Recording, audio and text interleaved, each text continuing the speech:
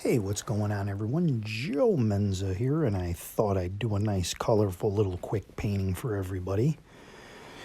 A lot of my subscribers are telling me how they're stuck inside. I've got people from Italy sending me messages, and it's a rough time for everybody out there. Good time to paint, good time to soak your mind into something relaxing and take your mind off of this stuff that's going on out there. So what I've done is I've wet the top half of the page, and I'm using some alizarin crimson. I want to get some warmth in this painting. I think we could all use some warmth right about now. Alizarin crimson, some yellow ochre, and kind of just a very warm red without getting too artificially red. And leaving some light source over to the right there. Using the large Hake, and I'm using this paper here is a new paper I'm trying.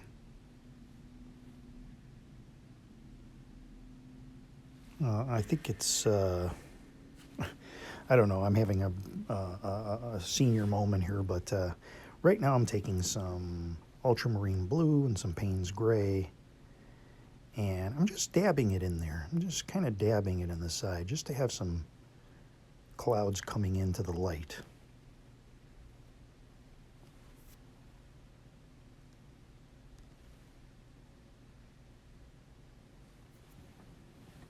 And you'll notice we got a nice sky going already. We're just dabbing in some clouds here. Sometimes they get covered up, sometimes they don't.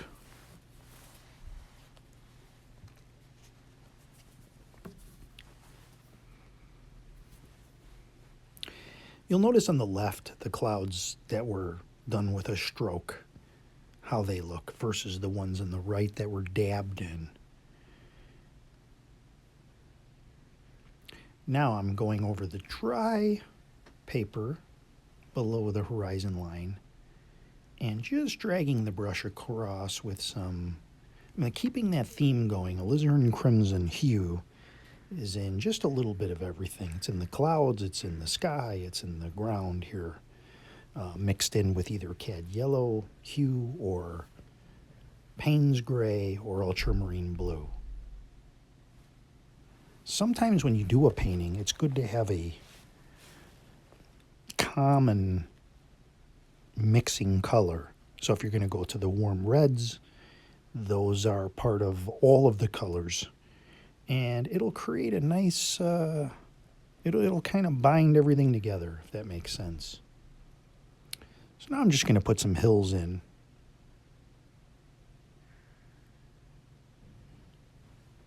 Sorry, there's a little bit of glare on my paper. Let's see if I can fix that. There we go. And you can see it's just a very light mountain range there. Maybe too light.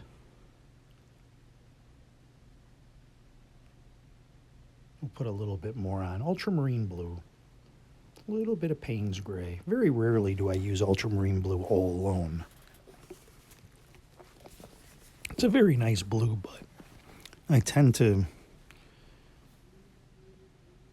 strengthen it a little more.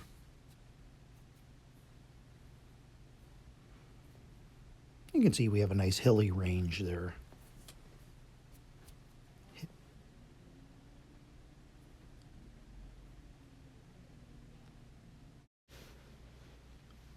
Okay, so just to show you, you can actually, without using white or a card, you can actually take your brush and brush away some of the color. You won't see some of this when I put the front mountains in, but or front hills. But it's just a good way to show you how you could do this if you wanted to.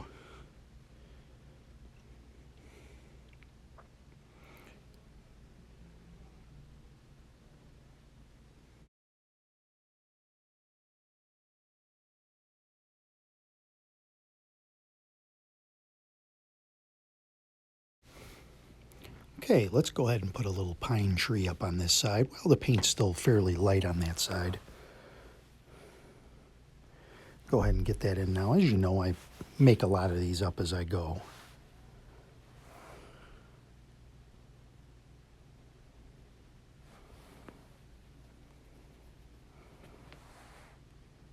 It's really good to use your imagination. Sometimes you can be a little repetitive when you do that, and the same thing is in your imagination. So you got to look at a lot of scenery and just play with ideas in your mind.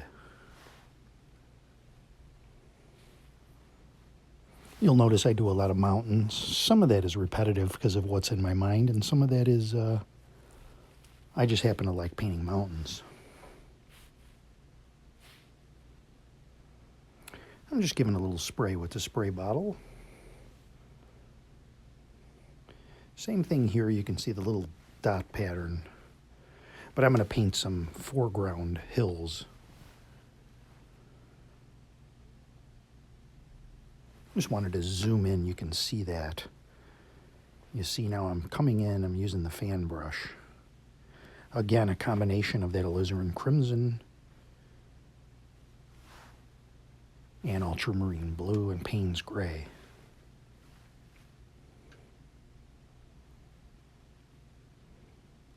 And you can use any brush for this. I just happen to have the fan brush handy.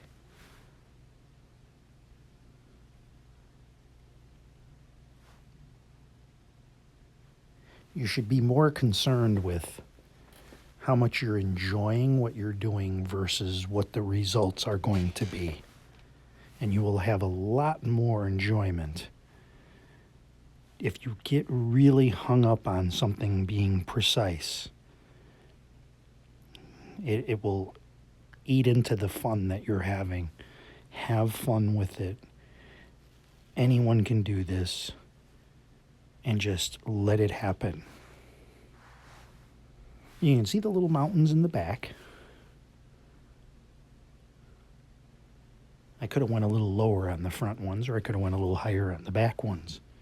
But it's nice when that happens because you get some depth in your painting.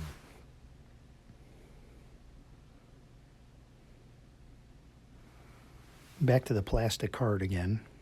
I don't have my usual plastic card, and this one kind of scratches a little bit.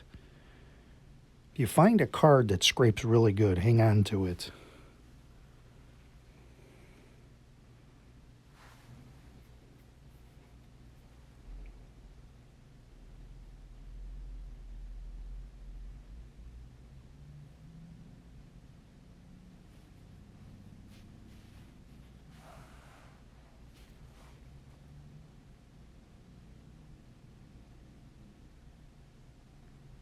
Just a little dry brushing, get off the excess paint off the brush.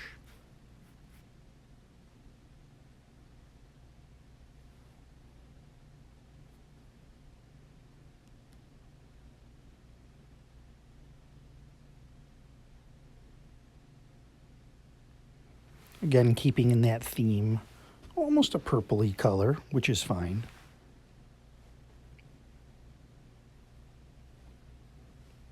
I really like that sky. Sometimes the things just happen and you say, wow, really, you know. It's always fun when that happens. Yeah, just do your painting, do the shapes, let the chips fall where they may. At the end, analyze it, look at what you liked, what you learned, and then go to the next painting. Get yourself a nice big pad of some basic paper, Canson XL, Fabriano, something 25% cotton that you don't mind wasting a little bit. Use both sides and just have fun putting paint on paper. Let it run, spray it with a bottle, try different color combinations, have fun like you're a child finger painting.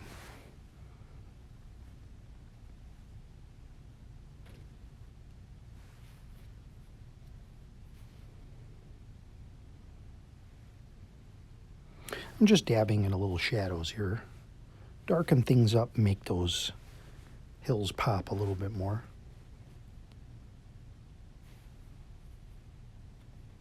Pretty soon, if you're just new to this, you'll be painting paintings in 15, 20 minutes, and you'll be done. And your biggest sadness will be that you're done painting that painting. And you're done. You'll be, oh, I wish I could go more. I wish I could paint for 2 hours. Well, then you go to the next one. But you get to that and you say, nah, I can't really do anymore. What else can I do? I'm going to ruin the painting. It's done. I'm out of paint. So that little bit that I just put in, I'm just scraping in a little bit more. As I scrape in those, you can see, you can almost scrape and look to the foreground, those scars in the ground. And then toward the back, it almost looks like a little valley that cuts through there. Very interesting. If you come into this thinking, boy, I want to paint something, I know I'm going to have to paint a few. I'm not in this to win like the Watercolor Association top prize. Just to enjoy, you're going to have fun. You're going to have fun. Just painting some darker bushes, some foliage down toward the base of these mountains.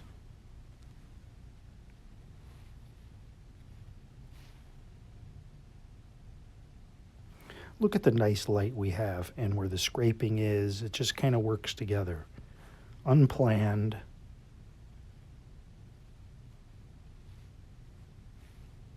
You know, I heard Bob Ross used to have 3. He used to do one before the show, one during the show, one after the show. I don't do any. I just do from my imagination. If it turns out, it turns out. It'll be a learning experience for me and you and everyone else. That's my sort of angle on the journey. Is I've been doing this 3 years, and let's like work this out together. You watch what I do. If I'm a little ahead of you or a little behind you, whatever, we pick things up from each other. I'm touching up that tree a little bit.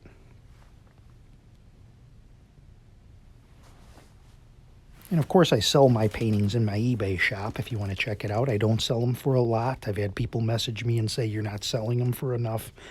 You know what? I do them quickly. I want people to enjoy them, and I want to just be able to buy more supplies to do more videos and kind of circle around. That's my deal. And I really enjoy people having them in their home.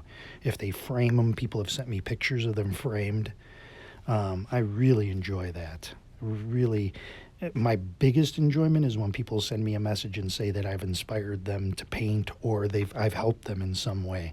Number one.